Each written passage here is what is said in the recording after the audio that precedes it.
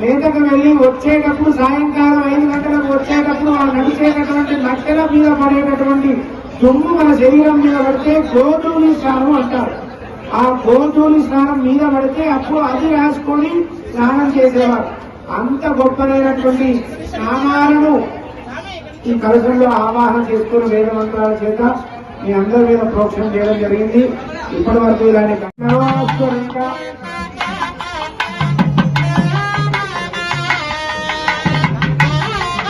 మరి స్వామివారి గోధునామాలు చెప్పడం ఎటువంటి స్వామి వచ్చారు కాబట్టి ఆ స్వామివారికి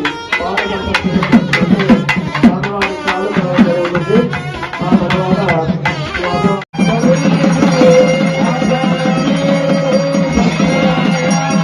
కూడా మనం ఎంతగా ఎదురు చూస్తున్నటువంటి స్వామివారి కళ్యాణ మహోత్సవంలో స్వామివారికి అమ్మవార్లకి మంగళసూత్ర దానం జరుగుతుంది. అందరూ కూడా నేను చెప్పేటప్పుడు ఎవరు మాట్లాడకండి, చెప్పేటప్పుడు మీ తప్పకుండా స్వాగతం చేయాలి. అలాగే ఎవరు మాట్లాడద్దు.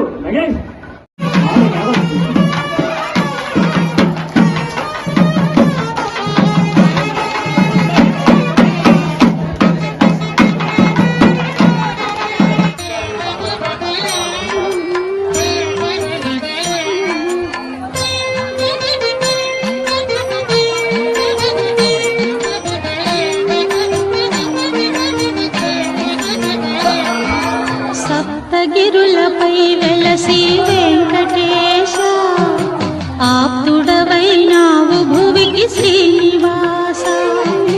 సప్తగిరులపై వెలసి వెంకటేశ ఆప్తుడవైనావు భువికి శ్రీనివాస. ధర్మమే నీ తేజము సర్వదా దాసజనుల బ్రోచు దైవమీవే కదా. సప్తగిరులపై